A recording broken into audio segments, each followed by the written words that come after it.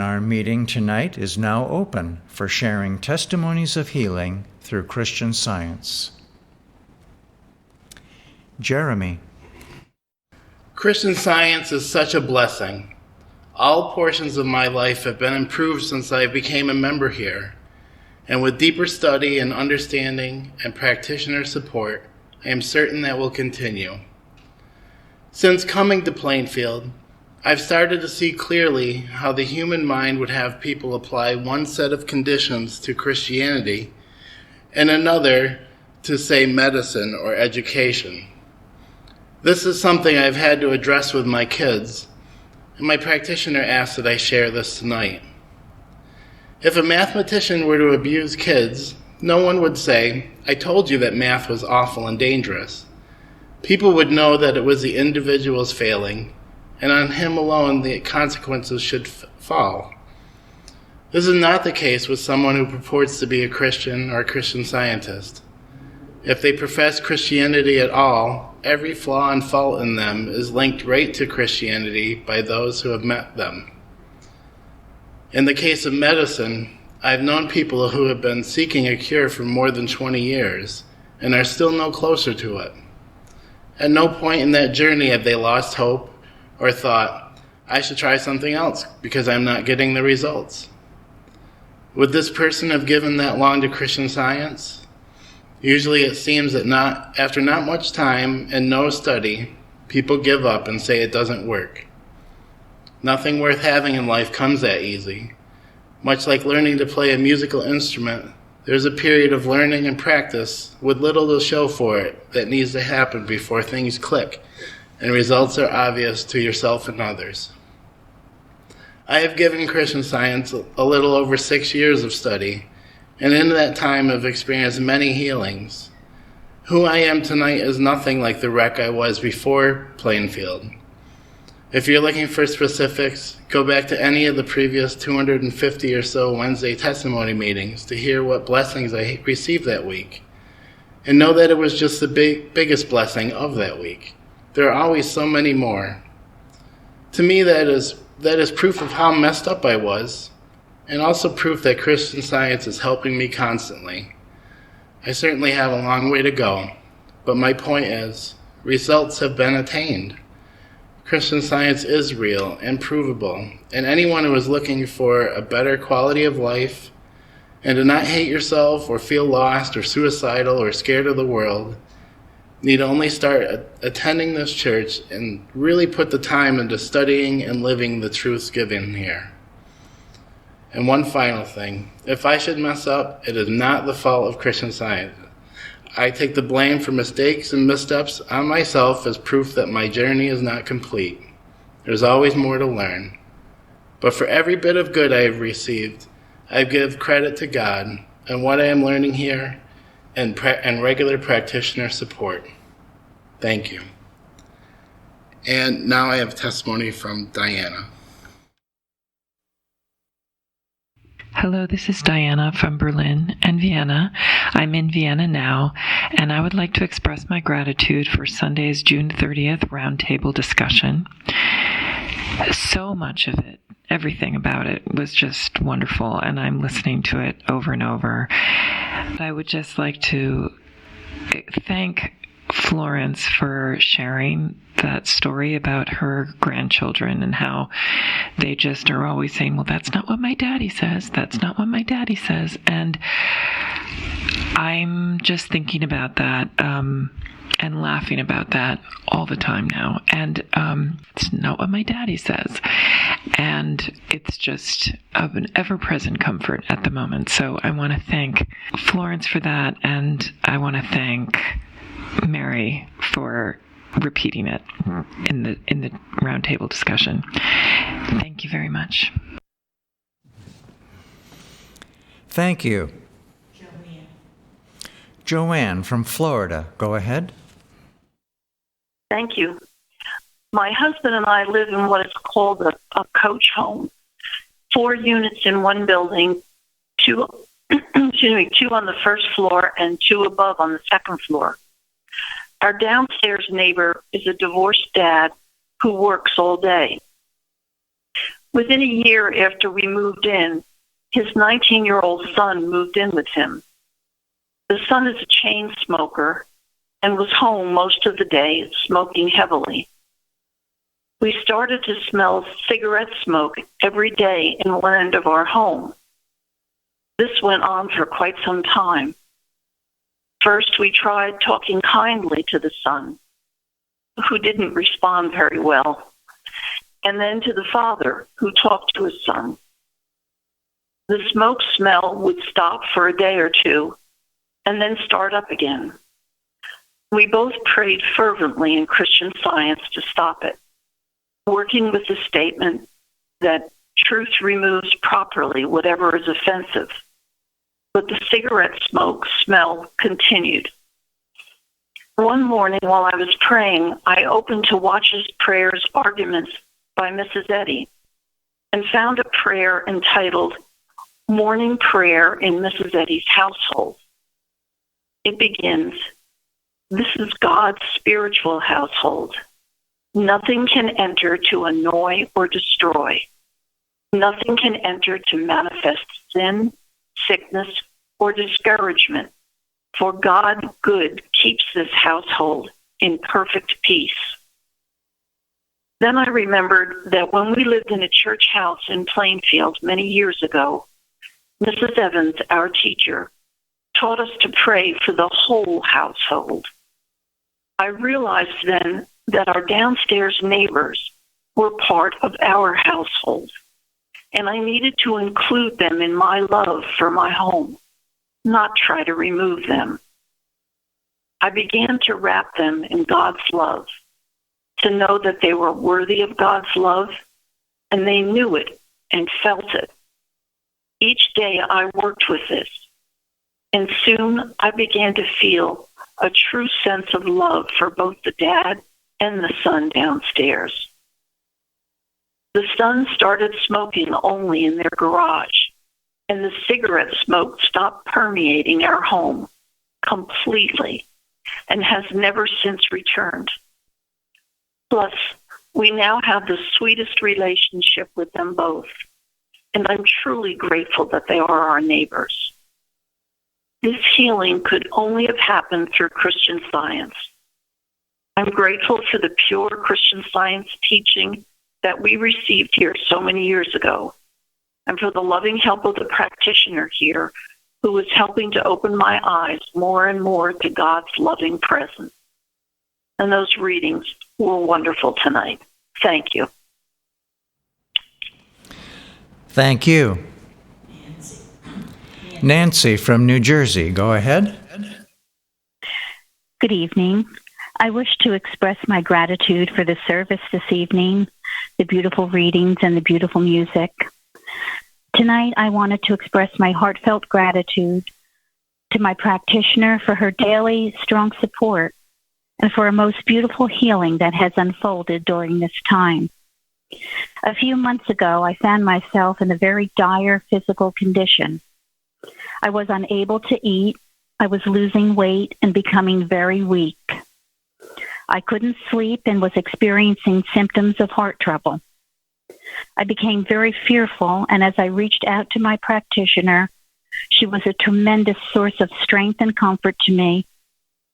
She assured me that my heart beats for God, and God was my life and my strength, that trials are proof of God's care, and that this was an opportunity for me for growth and an opportunity to prove God's great care. I knew that I had a lot of work to do in uncovering and overcoming these false beliefs, as it seems that I had fallen for the Adam dream and believed that I had gone through a traumatic experience. Through working daily with my practitioner and praying for guidance, it became very clear that I had to stand up to many fears that I had been clinging to for many years. My practitioner instructed me to make a list of my fears, and next to each one, write the truth about the lie. This was extremely helpful to me. The heart problems left almost immediately, for which I am so grateful. And although the other beliefs seemed to take longer to overcome, I am also grateful for this because I learned a very valuable lesson: to take my thought off of self and to diligently watch and pray and work for others, for our nation, our church, and to see the perfection that already is for all mankind. As I did this each day, all the other beliefs began to gradually fall away back into their native nothingness. I began to sleep peacefully, to eat normally. I regained some of the weight that I lost, and my strength has returned tenfold. I am so very grateful for the deeper understanding of God and Christian Science that I have gained through this trial, and for the opportunity to prove God's great love and his great care. I am so grateful to God, to Christ Jesus, to Mary Baker Eddy for the gift of Christian Science, and to my practitioner, whose dedication and strength, support, and the tough love when I needed it, that lifted me up and out of a time of great darkness and into the light of divine truth, life, and love. I am so grateful for all the blessings that I have received from attending the Plainfield Church, and I am so very grateful to be here this evening. Thank you. Thank you. Linda. Thank you very much for the readings tonight and the beautiful music. Tonight I want to express my gratitude for all the learning that I'm gaining here and practitioner support that is helping me have a closer walk with God. I had longed for this for many years. Recently I came across some old writings of a Christian woman and some of her sermons, and it brought back memories of some stuff that I had found before I got here. But along the way, nothing that I found has been able to help me like the Christian Science I found here at Plainfield Church, that's taught and practiced correctly here, and that shows us the practical Christian principles that are life-changing. It is helping me remove obstacles like pride, hate, fear, willfulness, self-centered thinking, and cultivating things important in our walk as humility, prayer, prayerful life, moral courage, and gratitude. Being here has helped me understand Mary Baker Eddy and have a great deep love and appreciation for how much she used and loved the Bible and Christ Jesus' teaching. The more time I spend with her writings, the more profound it is to me how the Bible permeates everything that how she writes. The Bible studies here are taught with such love and deep reverence, and I'm very grateful for also the roundtable study that teaches us how to use this science practically. One of the things that stood out to me when I was going over this woman's writings that I used to read, and she had such a deep love for the Bible also and a very practical use to it, and she had great things happen in her life and her love for God and the Bible. But the one thing I realized in the difference that for me and that this Christian Science that we learn here is that it helps you understand how to handle evil. That is, see it and make nothing of it, and to heal sin. And that is a huge, profound difference. And I'm so grateful for that Mary Baker gave us this Christian Science so that we can understand how to do this. I'm very grateful for this church, for its teachings and its love for God, the Bible, and Mrs. Eddy. Thank you. Thank you. Yeah, this is Bruce. I'd like to share an experience that I had a number of years ago, but it's meant a lot to me, and it illustrates the error of person A imposing unjustly on person B and thinking they have the right to do so.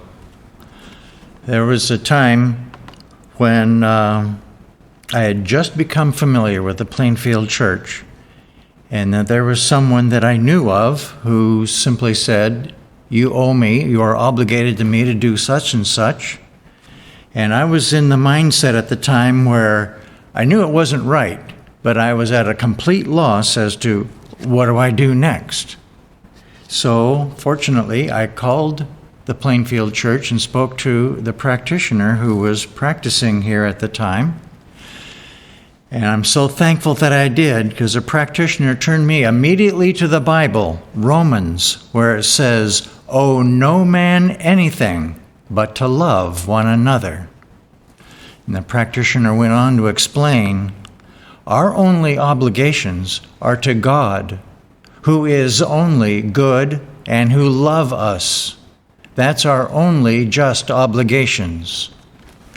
So, and she went on to explain that I needed to just up my love and gratitude for God and let Him show me how I could share His love with others. Well, it was a very clear explanation. It seemed so simple, but it was something that I absolutely needed to hear. So the fear left immediately. I wasn't afraid of this person. I certainly wasn't going to go along with his unjust demands. So that was very clear in my mind at that time, thanks to the help from this practitioner. And that demand never came up again. It was never voiced, never spoken. It just simply dissolved. So I'm thankful for the power of God, thankful for Christian Science and the practitioner that led this church years ago, and for this valuable lesson that our only just obligations are to Almighty God Himself, who loves us. Betty from California, go ahead. Thank you. Thank you so much for the readings tonight and for the music. I wish to express my gratitude tonight for protection while driving my car to the dealer today for repairs. Several days ago, I noticed the brake light going on while I was driving, even though the emergency brake was off. I thought it was maybe a bad connection or something. Then Tuesday, the car wouldn't start. The battery was dead. It was still under warranty. So the dealer was called, and an appointment was made to deal with the brake light and battery and also get an oil change. My husband jumped the battery and was going to followed me to the dealer. Before we left, I remember praying, "The Christ goes before me to prepare the way."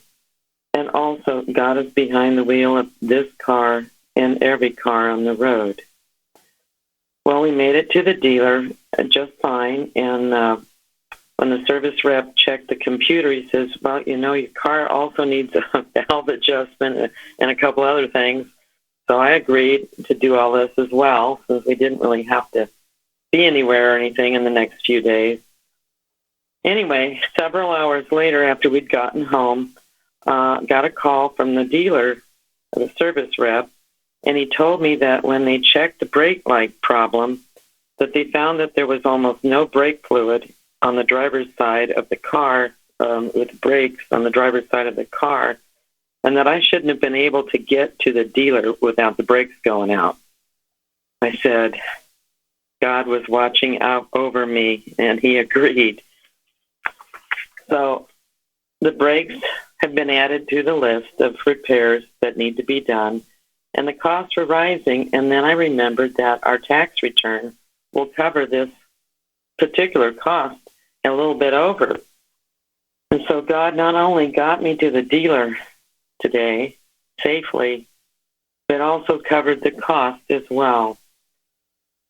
I'm so grateful for this proof of God's care and protection for all His children, and for this church, for practitioner help, for Christian Science, and for Mary Baker Eddy. Thank you. Thank you. Day from Georgia, go ahead.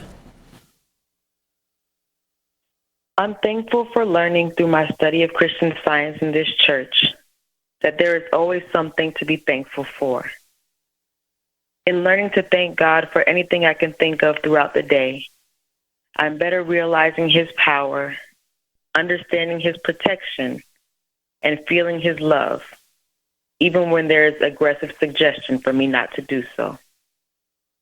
By simply repeating, "Thank you, Father," I've been able to get out of bed at times when it was challenging, and also have been able to fall asleep peacefully after struggling to do so. Often, a simple "Thank you, Father" removes a feeling of fear or doubt which would have lingered in the past. Most of all, I'm grateful to be able to teach this to my children. For example, they're learning to thank God before every meal, saying, "Thank you, Father, for the food. Amen," before eating. In the morning, we say, "Thank you, Father, for the day." And my daughter likes to add immediately, "And thank you, Father, for the night," which to me demonstrates her understanding of the practice.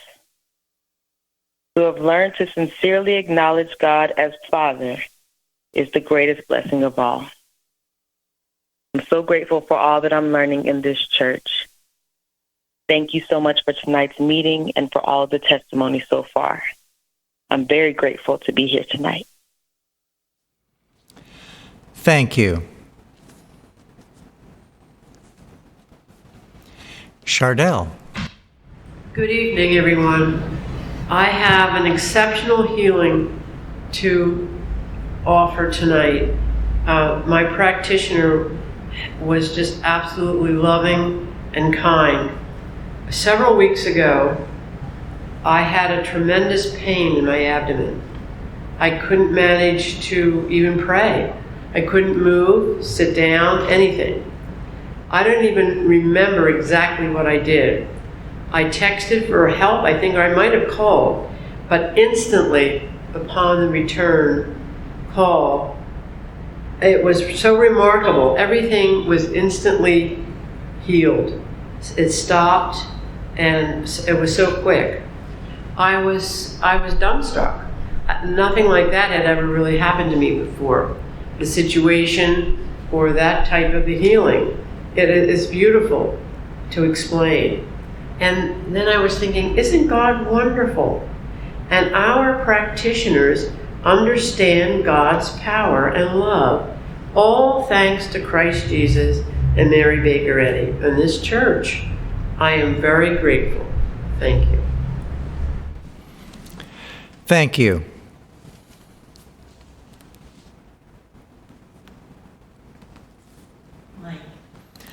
Mike from New York, go ahead. Thank you. Thank you for the readings and all the testimonies and the beautiful music tonight. I'm so grateful for this testimony meeting tonight. I have to be because they do so much good for the world in my thought, which lately I've been working at bringing completely into the spiritual realm by sensing peace, joy, and harmony through the love of God.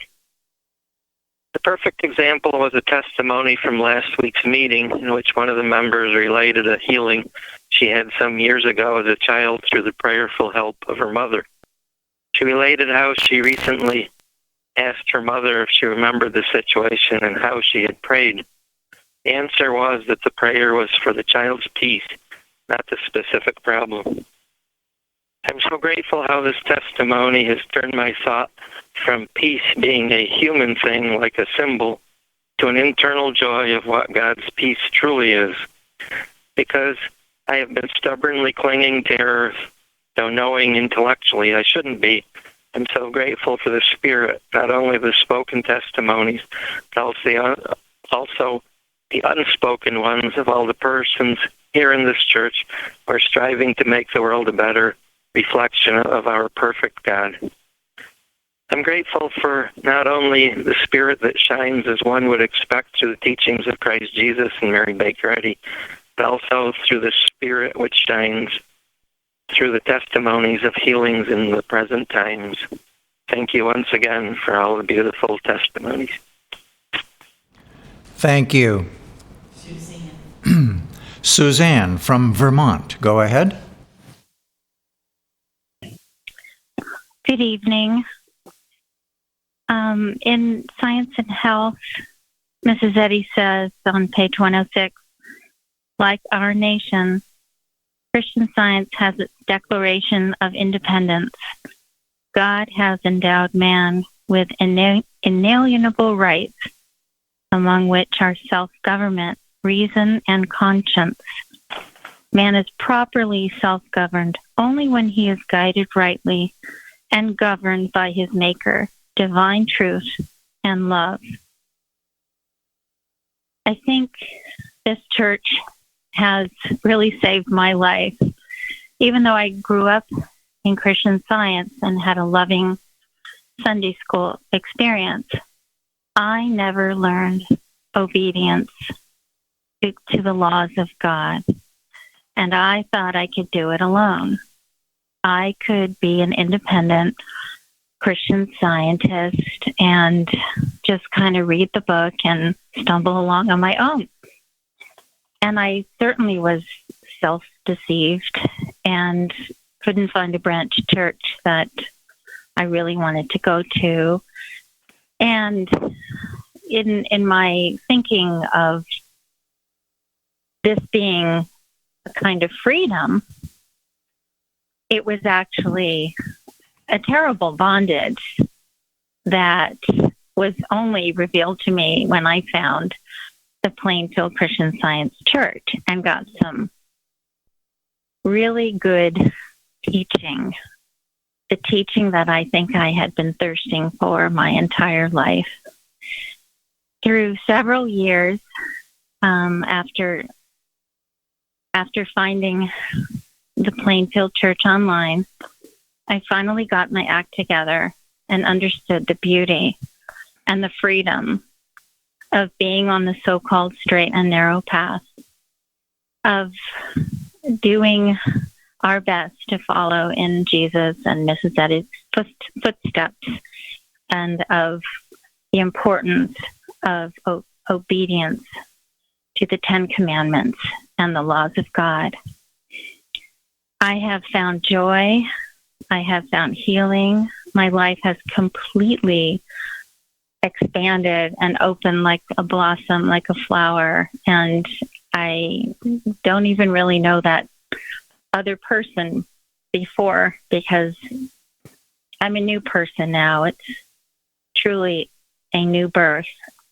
And I want to thank God and thank Jesus, and especially the teachings of the wonderful practitioners, and also in this church, and also the fellowship that I feel. The loving kindness amongst the members of this church is truly something I'm grateful for. And every day is a beautiful day with spiritual adventures, with challenges that are welcome, because there's always learning going on and blessings to be had, not only for myself, but learning to bless others is the true happiness. Just, I never knew anything about sharing Christian Science until I came here, and just being focused outward and radiating and loving is just something I've really enjoyed learning and doing. And I can't thank this church enough, all the wonderful teaching going on and the wonderful members, the fellowship I feel every day. Thank you. Thank you. Florence from Georgia, go ahead. Thank you. Thank you, Elizabeth, for your beautiful readings.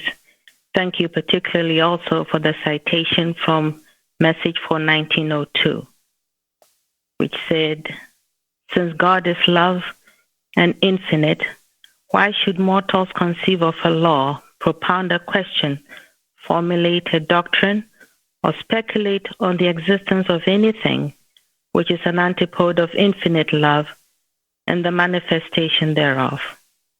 The sacred command, thou shalt have no other gods before me, silences all questions on this subject forever, forbids the thought of any other reality, since it is impossible to have aught unlike the infinite. And then he goes on to say, the knowledge of life, substance, or law, apart or other than God good, is forbidden. Thank you so much, because it really does emphasize once more Mrs. Eddy's many instructions in her writings that we should hold the first commandment uppermost in our thinking. I'm so grateful for this, for the discipline to do that, because I think it is true. Some years ago in this church, Mrs. Evans had said, when we align our thinking with God, we can hear him talking to us. And sometimes even the conversations are long. And they're all good, beautiful thoughts. Earlier this year, about 5:15 or something, I wrote it down because it was so beautiful. I was hearing this. Let your confidence be because I and my Father are one. And I'll make it personal now, because after that I made the your all mine. Let my safety be because I dwell in the secret place of the Most High. Let my health be because I am the expression of life. Let my intelligence, sight, hearing be because they are in mind. Let my whole being be governed by the holy laws of perfection. I'm so grateful for that. I know this is one of those conversations or messages of comfort that God gives. And it really does affirm that without God, there is no living. For life to mean anything, for us to experience any true freedom, our lives must be all about God. I'm so grateful to have learned this, still learning different ways of it, of really bringing it into my life. So grateful to hear God's glory in all this other testimonies that other people have given. A beautiful service. Thank you very much. And I'm happy to be here tonight. Thank you.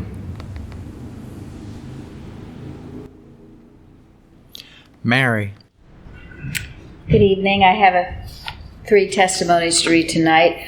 One is from Florida. It was given last week, but for some reason it was a little hard to understand, so I'll read it tonight. The other day I was at the 7-Eleven and the cashier was coughing badly.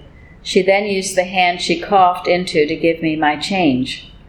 My first thought was wonderful, and I let it go at that. Needless to say, that wasn't the thing to do.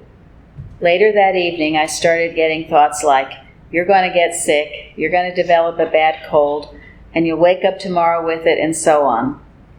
So I started knowing that these thoughts were not my thinking and nothing but animal magnetism with its aggressive suggestions. They were not the truth, and I didn't have to accept them, because God is the only power. It was a little bit of a struggle at first, but I finally got a peaceful night and shut it out. I finally got peaceful and shut it out. When I woke up the next morning, of course I was fine. This was a good lesson for me in making sure that I handle error immediately. Don't ignore or accept anything. In the past, I've had to admit I haven't, and the outcome was not so good. I'm grateful for Christian Science, to be a member of this church, and for the work of the practitioner. The next testimony is from Missouri. It's a little long, which she acknowledged, and so I'm going to paraphrase parts of it. She said that she needed a new home because her home was too far from church, and she was needing to make multiple trips there each week.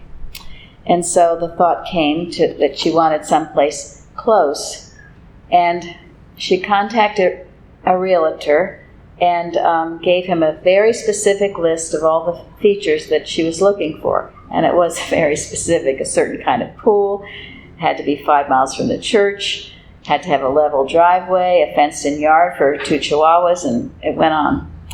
And she realized it was a quite demanding list, but she thought, well, all things are possible to God. So then she goes on to say, as buying a home is such a large investment, and as I have no human husband to confer with on such consequential things, I was concerned about making the right choice. However, I recalled what Isaiah 54, verse 5 states, "For thy maker is thine husband." Excuse me. So while I was on my way home, one day after driving by a home that turned out to be outside the 5-mile radius of the church that I was seeking, I posed this question to God out loud. How will I know which one is the right house? The angel message that came immediately, as if it was spoken out loud, right back to me, and said, "It will be the one with the weeping willow in the front yard." I was quite startled by this answer, as it seemed rather odd.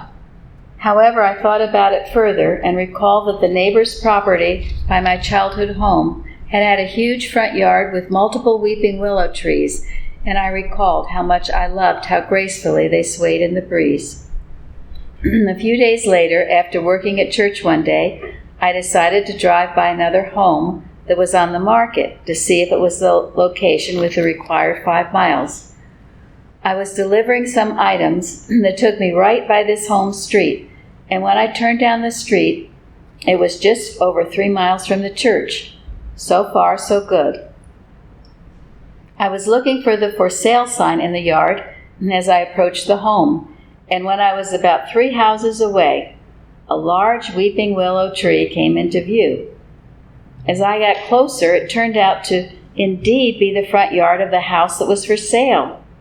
Needless to say, my heart jumped as I was in awe. Then as I got even closer, I could see that the home's mailbox had a black wrought iron post with a beautiful horse head on top. And she was once a professional horse trainer. I immediately knew that this was my next home, so I called my agent to ask if we could tour the inside. However, I received a call back just 5 minutes later informing me that it had just gone under contract 2 hours prior. To say that I was crestfallen would be an understatement. We toured the home anyway, and it literally had every feature I had on my list. It was the perfect next home for me. In my distress at having apparently just missed out on this home, I called a Christian Science practitioner and told her my tale of woe. She patiently listened to my murmurings and then calmly asked, "What cannot God do?" The same question that is in this week's lesson sermon, page 135 of Science and Health. Well, and it turned out, I won't read the whole thing, but it turned out that the sale fell through and she got the new home, and she moved into her new home 6 weeks later, which is almost 19 years ago now.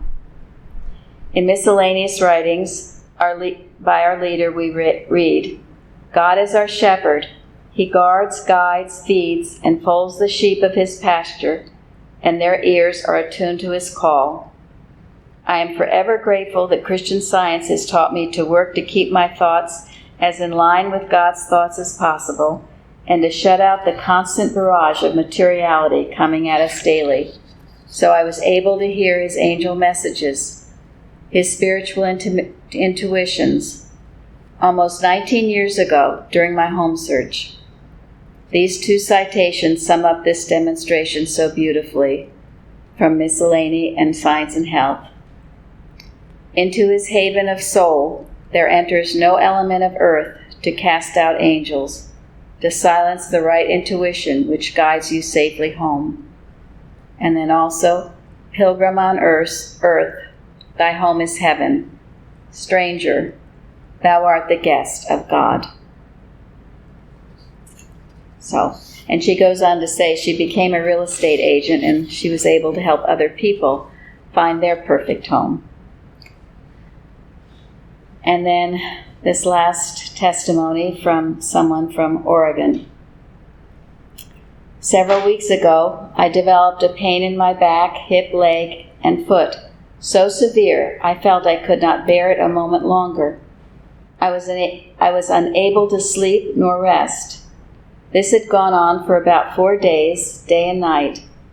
I knew I could go to the emergency room, at least to relieve the pain, but I was not called in that direction. Each time I reached for the phone to call a practitioner, I was held back. A deep sense within me, asked if I had done all that I knew to do. In other words, had I really done my part? I was trying to rest on the couch when I turned on Martha Wilcox's addresses, the audio on YouTube. I readily admitted I was going there for the loaves and fishes as I was looking for physical relief. First, I heard only words. Then, I began to listen, and I began to hear. All I was conscious of was that moment. Then I became aware of something else. I had no pain whatsoever. It disappeared in a moment, never to return. I was instantaneously healed. I also realized, as I was hearing these truths, I had stopped looking for a healing and was looking for something greater. Later, I was reading the story of Peter and John's instantaneous healing of the lame man who was lame from birth. As I read, I thought, I really do know how joyous this man felt, as we were both healed by the same Christ. Thanks to this church for reaching out to the universe and beyond to share your love for all of us. It heals. These were such wonderful testimonies we heard tonight. I'm so grateful for the healing that goes on in this church as you are all practicing this science, which is a science, the laws that govern the universe, the laws of God, the laws that Christ Jesus practiced. I'm grateful for the beautiful readings on consecration. That word, part of a definition, means devoted to God and to His divine service. And I loved what you ended with in the readings from miscellaneous writings. They were actually Mrs. Eddy's address on a Sunday service on July 4th, and where she asks us, will we doff our Lavender Kid zeal and become real and consecrated warriors? And it goes on. But I thought, I've always loved that. It's a rally cry to make sure we're putting God first in all our ways, in everything we do and say and think. And as we do that, as we become consecrated, well, it's amazing how wonderful things in our lives do get healed. But as that last testimony I read says, it is really a byproduct of feeling that oneness with the Father. So I'm so grateful to be here tonight. Thank you all again. And I thank our wonderful organist, Jim, for his beautiful prelude and his beautiful hymns that he plays for us so faithfully on Wednesdays. His eye is on the sparrow, and I know he watches me. Thank you.